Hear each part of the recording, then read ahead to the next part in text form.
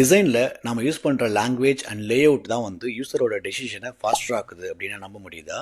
S, இதுதான் வந்து choice ஆர்கிடெக்சர்ல framing அப்படின்னு சொல்லுவோம். ஃபிக்மாவோட பிரைசிங் பிளான் பார்த்திருக்கீங்களா? நாட் ஒன்லி ஃபிக்மா, எல்லா பிரைசிங் பிளான்லயுமே பாத்தீங்கன்னா மந்த்லி அண்ட் இயர்லி பிளானிங் நம்மளால பார்க்க முடியும். பட் மெஜாரிட்டியா நம்ம எல்லாமே என்ன பண்ணுவோம் அப்படின்னா மந்த்லி பிளான் தான் சூஸ் பண்ணுவோம். பிகாஸ் மந்த்லி அண்ட் இயர்லி பிளானுக்கும் பெரிய டிஃபரென்ட்லாம் இருக்காது. பட் இருந்தாலும் நாம மந்த்லி பிளான் தான் சூஸ் பண்ணுவோம். பிகாஸ் நம்ம பார்க்கக்கூடிய அந்த 2 டிஜிட் நம்பருக்கும் 3 இல்லைன்னா ஒரு 4 டிஜிட் நம்பருக்கும் பெரிய வித்தியாசம் இருக்கும் அப்படின்ற ஒரு நம்பிக்கை நமக்குள்ள இருக்கு. இந்த இடத்துல நம்ம யூஸ் பண்ற டிசைன் லாங்குவேஜ் அண்ட் லேஅவுட் தான் வந்து யூசரோட டெசிஷனை ஃபாஸ்டர் ஆக்குது. இதைத்தான் வந்து சாய்ஸ் ஆர்கிடெக்சர்ல ஃப்ரேமிங் அப்படின்னு சொல்லுவோம். இந்த ஃப்ரேமிங் வந்து என்ன பண்ணும் அப்படின்னா ஒரு யூசரோட பிஹேவியர் மாடலை ஃபாஸ்டர் ஆக்கும். நான் எடுக்கக்கூடிய டிசிஷனை என்னால் ஈஸியா எடுக்க முடியும். லெட்ஸ் சே ஃபார் எக்ஸாம்பிளுக்கு வந்து எல்லா யூசருமே வந்து இயர்லி பேக்கேஜ் போவாங்களா அப்படின்னா கண்டிப்பா கிடையாது. பட் மோஸ்ட் ஆஃப் தம் வந்து மந்த்லி பேக்கேஜ் போவாங்க. பிகாஸ் அந்த டிஜிட் வந்து பாத்தீங்கன்னா 2 டிஜிட்ல இருக்கு. இதே வந்து இயர்லி பேக்கேஜ்ல வந்து 3 இல்லைன்னா 4 டிஜிட்ல இருக்கும். அது எனக்கு பெரிய நம்பர்ஸா தெரியும். பட் நான் எங்கெல்லாம் வந்து ஸ்மாலர் வேல்யூ பாக்குறனோ அப்பெல்லாம் வந்து நம்ம இமீடியட்டா அது வந்து ஓகே என்னால அதை வந்து அகாமடேட் பண்ண முடியும்ன்ற ஒரு ட்ரஸ்ட் ஃபேக்டர் வந்து எனக்கு கிரியேட் ஆகுது. But at the same time அந்த இடத்துல நம்ம வந்து ஒரு ஃபேக்கான ஒரு ஃப்ரேமிங் கிரியேட் பண்ணல.